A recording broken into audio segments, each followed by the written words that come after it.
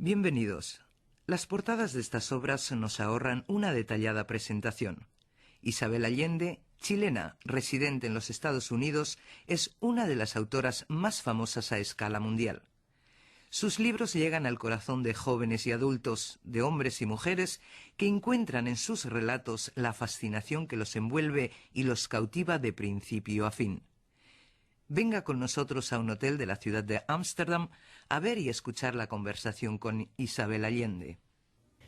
¿Usted cree que esto de la globalización ha desbordado las fronteras de América Latina, que hay una cultura transnacional, transregional? Yo se lo estoy preguntando a una escritora que está muy afianzada regionalmente, tanto en Chile como en los Estados Unidos en sus obras.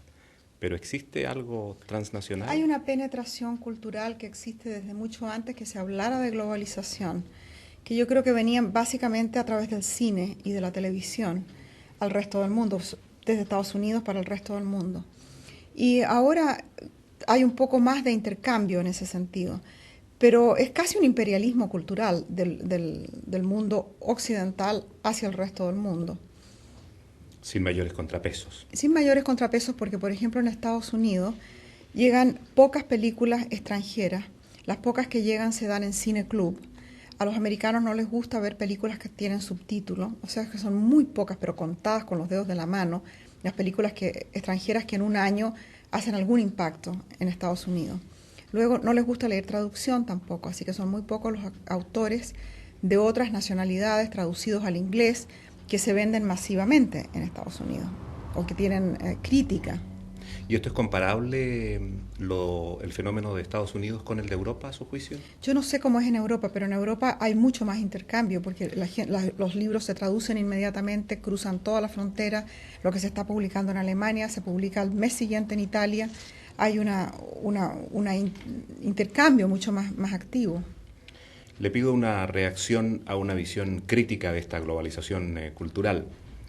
Hay quien dice que da la impresión que ya no existen movimientos literarios reunidos en torno a una filosofía o a una estética, como fue el surrealismo, el romanticismo, el expresionismo, y que en consecuencia el artista, que antes era un artesano que pertenecía a estos movimientos, ha devenido en un hombre o en una mujer más solitaria y más empresarial. ¿Es cierta esta visión? No sé. No podría contestar esa pregunta porque primero es una pregunta sumamente literaria y yo no estoy metida en ninguno de esos círculos.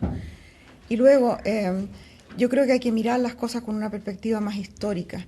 Hay momentos, circunstancias en las que parece que las cosas son de una manera y solamente se pueden juzgar vistas en la perspectiva del tiempo. Cuando se produce un movimiento casi no se ve después. Lo ven los críticos que miran para atrás y dicen, esto fue una escuela, esto fue un movimiento, esto fue el surrealismo, el dadaísmo o el boom de la literatura latinoamericana. Son cosas que empiezan a suceder y nadie las nota. Y después de un tiempo se ven. Así que yo no sé si en 5 años más vamos a mirar el año 2002 y vamos a decir, en ese momento nació tal cosa. Isabel Allende pertenecía a tal movimiento literario. Vaya a saber uno. Desmoronamiento de fronteras genéricas. Lo de su hija Paula, ¿qué tipo de literatura es? Se lo pregunto porque existen diferencias con lo que es una biografía o una autobiografía tradicional y además pueden haber lo que podríamos llamar ingredientes del periodismo, lo que al final de cuentas va a transformar a los géneros literarios y los va a sacar de las normas tan estrictas que existían antes, se transforman en algo mucho más difuso. ¿Tiene la misma impresión? Yo creo que eso es verdad, que hoy día los géneros literarios no están tan demarcados como antes. Paula calzaría en el género de la memoria, y la memoria no es lo mismo que una autobiografía, porque la autobiografía es sobre datos muy específicos, sobre la obra de una persona o la trayectoria de una persona, pero una memoria es lo que uno recuerda, es por lo tanto muy subjetiva. Y ya el hecho de llamarlo memoria le da un tinte casi de ficción, porque la diferencia entre la imaginación y la memoria es tan leve como proceso del cerebro que casi no hay frontera. Se mezclan las dos cosas mucho. Lo que yo recuerdo de mi infancia, por ejemplo, es completamente distinto a lo que recuerdan mis hermanos que estaban ahí conmigo. de manera que cuánto hay de recuerdo y cuánto hay de imaginación no sabemos. Yo creo que el género en el cual calzaría Paula, ese género de la memoria, que tuvo de repente una explosión de gente escribiendo memorias en Estados Unidos por lo menos, también se prestó para eso, para que entrara dentro de ese género muchas otras cosas. A propósito de Paula, se lo pregunto directamente, han pasado casi 10 años de la muerte de su 6 de diciembre de 1992. ¿En qué medida la literatura le ha ayudado no a llenar, sino a paliar el vacío que ha dejado la ausencia de su hija? Son cosas tan diferentes. La ausencia de mi hija la siento como una especie de tristeza que me acompaña, pero al mismo tiempo siento muy viva su presencia, se manifiesta de muchas maneras en cosas que pasan todos los días, la siento muy presente. Está presente en mi familia completamente. El marido de ella en este momento está viviendo en mi casa. Entonces sigo muy apegada a Paula y a todo lo que ella sembró y todo lo que ella hizo. Y la literatura entra en un campo diferente que no tiene que ver con los hijos ni con la familia, que es otra parte de la vida y que me llena completamente y que me hace muy feliz. Es el único lugar donde yo siento que conozco las reglas, digamos. El resto de la vida es tan confusa, es tan caótica. Y en la escritura encuentro un mundo en el cual sé los pasos que tengo que dar. Más o menos. Más o menos. Más o menos. En este mismo sentido de la muerte, usted y yo pertenecemos a una generación a la cual se le empiezan a morir los parientes y los amigos, claro, ¿verdad? Y esto que sucede trae aparejado evidentemente una presencia mucho más real y mucho más cercana de la muerte. ¿Forma parte la muerte de sus reflexiones? Me familiaricé con la muerte. Después de lo que pasó con Paula, que fue una larga agonía de 1 año, me familiaricé en el sentido que le perdí el miedo de que no tengo ningún problema de hablar de la muerte o de pensar en la muerte. Y no le tengo miedo. Creo que es una cosa completamente inevitable que nos va a pasar a todos y que ojalá pase sin dolor, pero fuera de eso no se puede esperar más. Y no tengo problemas con eso, no pienso mucho en la muerte. Sin embargo, me doy cuenta cuando escribo que así como en los libros hay mucha vida y muchas cosas que pasan, siempre hay muchas muertes en mis libros. Me acuerdo una vez que mi mamá estaba leyendo un manuscrito de Baluna y me llamó por teléfono y me dice, voy en la página 40 y hay 12 muertos, ¿va a quedar alguien vivo al final de esta novela? Y tuve que empezar a revivir gente porque se me estaban muriendo todos los protagonistas. Entonces, eso me pasa mucho, que por el afán de matar a los protagonistas me voy quedando sin ellos. Algo más sobre este tema, un último punto. Hay un poeta argentino fallecido no hace mucho tiempo atrás, Roberto Juarros, que decía en una de sus poesías algo así como tal vez sea por eso que recordar a un hombre se parezca a salvarlo. Usted, de otra manera, con otras palabras, dice algo que para mí es parecido. Dice que se pregunta si la literatura no es para vencer el olvido. ¿De qué manera la memoria nos salva del olvido? Yo tengo mala memoria en general. No me acuerdo de las caras de la gente ni de los lugares donde han pasado las cosas. Lo que no se me olvidan son las historias. Y creo que al escribir quedan fijadas para siempre, quedan convertidas en algo tangible, que es un libro con letra impresa sobre un papel, y ya no se pierden, ya no se pueden cambiar tampoco, son versiones definitivas de la realidad. La realidad cambia todo el tiempo y es muy subjetiva, cada uno la ve de distinta manera, pero cuando uno la escribe queda fijada en ese papel, de esa manera. Y en ese sentido es como un desafío a la mala memoria y un desafío al olvido, que es, por lo menos en el caso mío, que viajo tanto y que he sido siempre extranjera, tan extranjera he sido que la palabra casi me define. El escribir me permite llevar conmigo mis raíces. La memoria ha pasado a ser mi territorio, mi país. Ya no pertenezco a Chile o a Estados Unidos, sino que pertenezco en ese mundo imaginado que es la literatura, que lo llevo conmigo.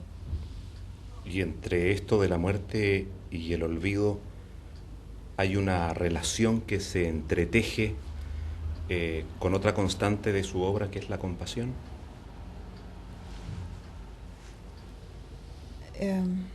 Es difícil responder a eso. Yo creo que la compasión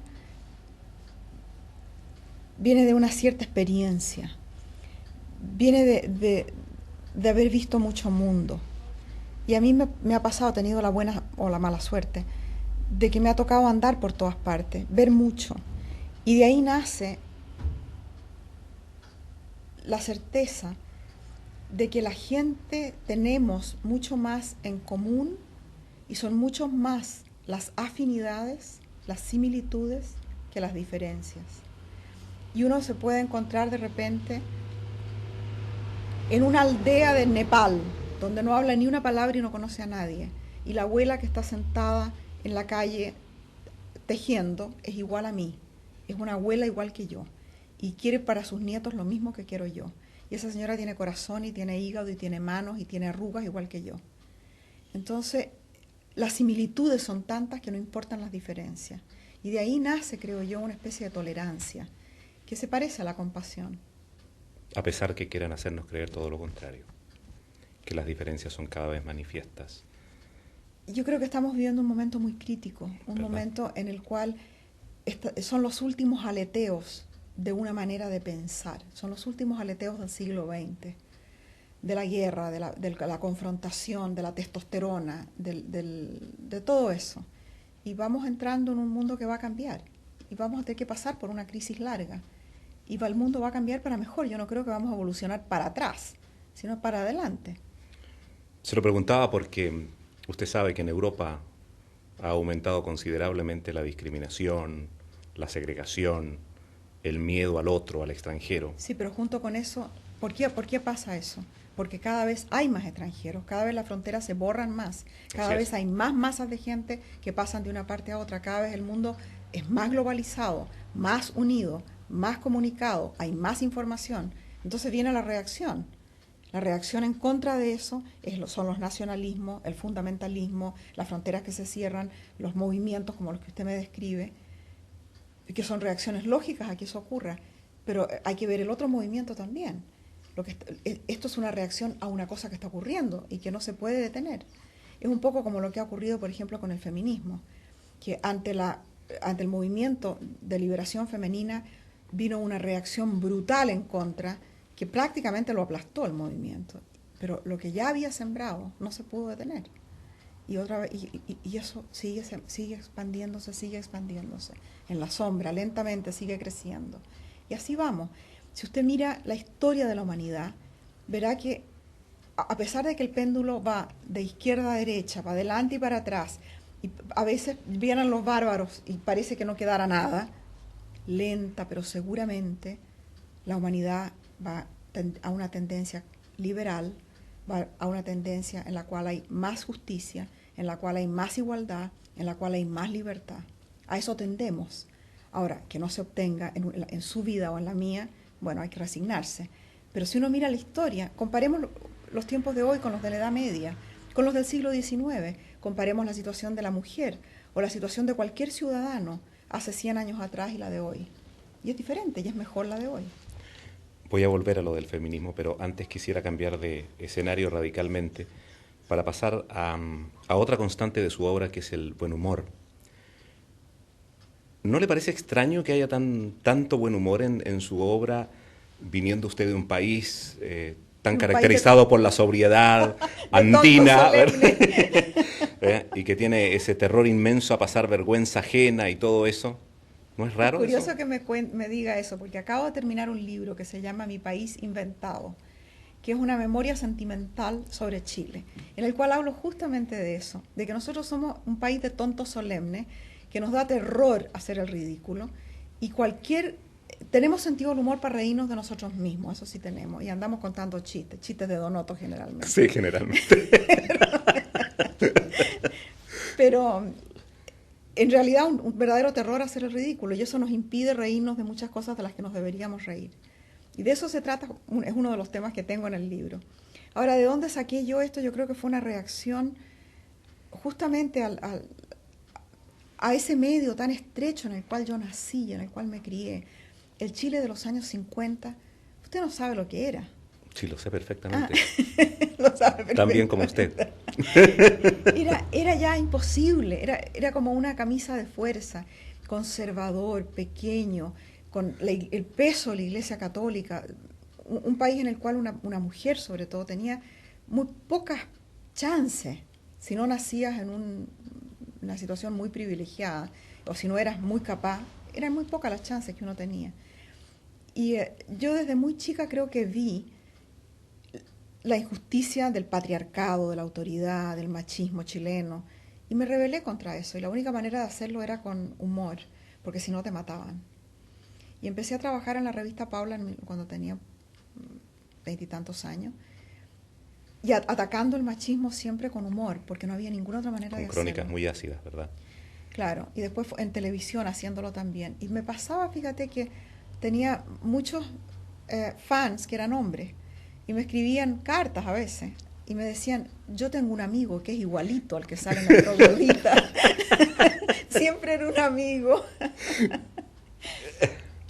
A mí también me llama la atención esto del buen humor porque el trabajo del escritor, ¿verdad?, es un trabajo en solitario, ¿verdad?, que solo se puede hacer en ausencia física de los demás. Uh-huh. Mientras que el buen humor, el humor llano que conocemos habitualmente, es sociable, es plural, ¿verdad? ¿O a usted le gusta reírse sola? No, yo sola no me río casi nunca, de muy pocas cosas me río sola. Pero, ¿de qué escribe uno? Uno escribe de lo que ve, de la realidad, de lo que observa. Y creo que el humor es la capacidad de ver las cosas por detrás. Cuando todo el mundo ve una situación de esta manera, poder verla desde otro ángulo, en eso consiste el humor, básicamente. Y tiene que ser una perspectiva con la cual los otros se identifiquen, porque si no, no es humor. Entonces, por eso es tan difícil traducirlo. Yo digo muchas veces cosas que a mí me parecen humorísticas en castellano, estoy segura que traducidas al holandés o al alemán o al checo, no, qué sé yo, no debe haber nada de humor ahí. Bueno, si contamos los libros que usted vende, sí lo deben entender, ¿verdad? No, pero tal vez no por el humor, sino por otras cosas. El humor es muy difícil traducirlo. Hay una frase en su obra más reciente, Retrato en sepia, en la que Paulina del Valle asegura, a fines del siglo XIX, se espera que las mujeres cuidemos la reputación del marido por vil que sea. Han cambiado mucho las cosas de aquel entonces, ¿verdad? Bueno, el peor siglo para la mujer fue el siglo XIX. Y han cambiado las cosas, pero tampoco han cambiado tanto. En Chile, todavía, muchas mujeres sacrifican su vida por hacerle la carrera al marido o para que el marido se vea bien, luzca bien. ¿Sigue siendo usted feminista a pesar de que no es sexy más el feminismo, como usted dice? El feminismo no es sexy, pero a mí no me importa nada que no sea sexy porque ya tengo 60 años, me da lo mismo que sea sexy o no. Ya, aunque quisiera, no sería sexy. Pero no es por eso, sino que me da mucha rabia, la verdad es que me da mucha rabia cuando veo mujeres jóvenes hoy día que disfrutan de todos los privilegios y de todos los derechos que sus madres y sus abuelas ganaron con una lucha despiadada. No renunciarían a ninguno de esos beneficios. Sin embargo, no se quieren llamar feministas porque la palabra no es sexy. Y no se dan cuenta de que ellas son una minoría privilegiada de países industrializados, en zonas urbanas, que tienen acceso a la educación y a la salud, pero que el 80% de las mujeres en el mundo no han oído la buena nueva todavía. Todavía las venden en el matrimonio, las venden en el trabajo, las venden como prostitutas. Tienen que aguantar que las golpeen, que las violen, que tener hijos que no desean. Son las últimas de las últimas, los más pobres de los pobres en todas partes. Entonces, mientras ese grupo de mujeres que tiene acceso al feminismo no se dé cuenta que tiene que repartir la nueva, su puesto peligra. Lo pueden perder todo si se descuidan. No nos olvidemos que las mujeres en Afganistán eran profesionales, médicos, andaban por la calle libremente sin velo, hasta que vino el talibán. Y en cosa de un año perdieron todo. Entonces eso le puede pasar en cualquier parte. Si le dan la posibilidad a los cristianos fundamentalistas de los Estados Unidos de manejar el país, van a querer a las mujeres con velo, y en su casa en lo posible, y embarazadas todo el tiempo.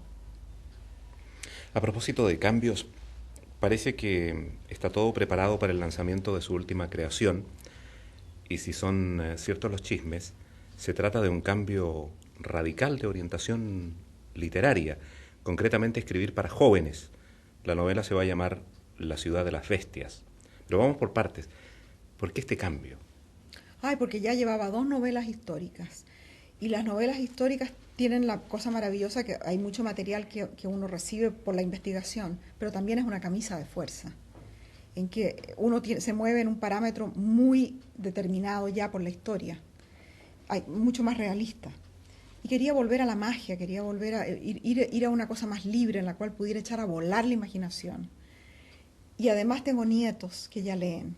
Tengo 3 nietos, 2 de los cuales son muy buenos lectores porque ya están en edad de leer, y a los cuales les cuento cuentos. Entonces pensé, voy a escribir para esa edad. En realidad un poquito más. Pensé en un lector de 12 años para arriba. Mis nietos son menores. Pero ya están leyendo el libro y están encantados, así que estoy muy contenta con eso. No nos adelantemos demasiado, pero ¿de qué va la ciudad de las bestias? La ciudad de las bestias es la historia de un niño americano de 15 años que tiene una abuela que es una verdadera bruja. Y la abuela vive en Nueva York y es una escritora de viajes. Y el muchacho se ha tenido que ir a la casa de la abuela cuando a ella la mandan a hacer un reportaje en el Amazonas, donde se ha visto una bestia que es gigantesca y que ha matado a una serie de personas. Y se han visto las huellas de la bestia. Entonces ella va a hacer el reportaje para una revista que se llama International Geographic. Y ahí el muchacho conoce a la hija del guía, que es una niña brasilera.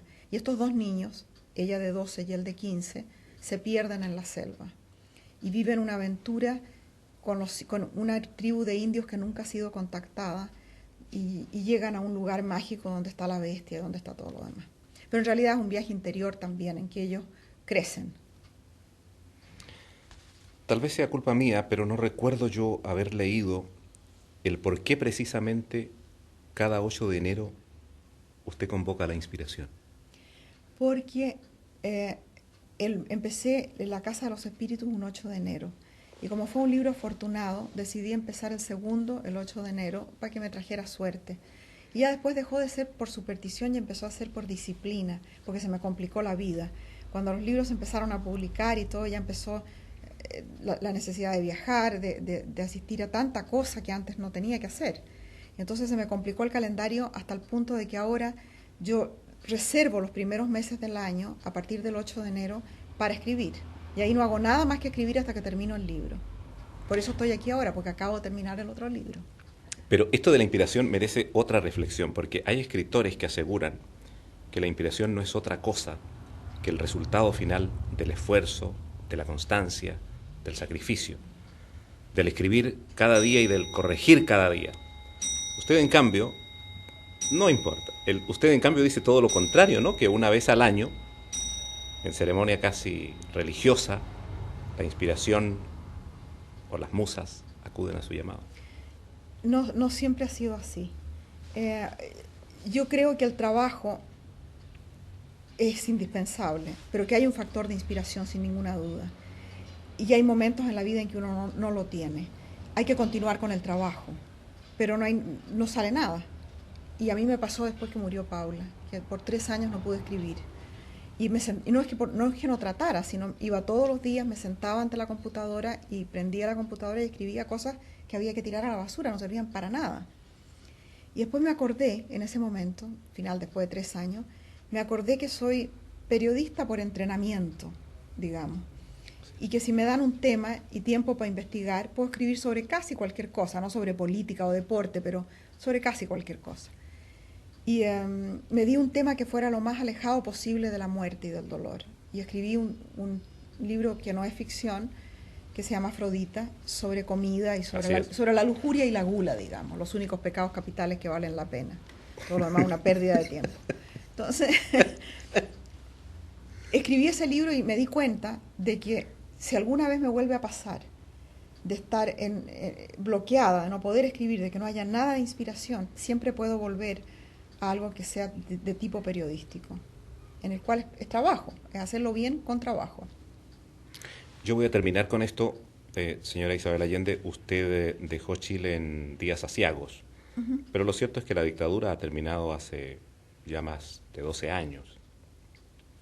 El Chile que usted dejó es el país imaginado, ¿verdad? El que ya no existe. Pero el que existe es el que usted deseaba para sus compatriotas.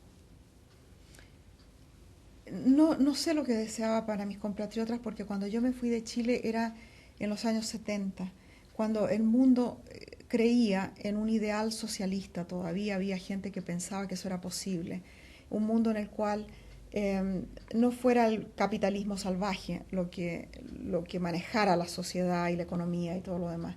Se pensaba en otras alternativas. Y no es que yo crea que tenga una relación nostálgica con el socialismo, ni mucho menos, pero a pesar de que me gusta mucho cómo está Chile ahora, me gusta el gobierno que tenemos, me gusta el estado en que está el país, no me gusta el que sea un país tan conservador y tan capitalista, en el cual los valores son todos materiales. Quisiera que hubiéramos preservado o quisiera recuperar algo de aquellos valores extraordinarios que había entonces, una especie de idealismo, un compromiso de todo el mundo con la realidad. Ahora cada uno está en lo suyo, en tratar de sobrevivir y en tratar de hacer una carrera. Y se ha perdido un poco la idea de la comunidad, de esa gran familia extendida, grande, numerosa, que somos todos los chilenos. Hay una especie de materialismo en el ambiente que me choca.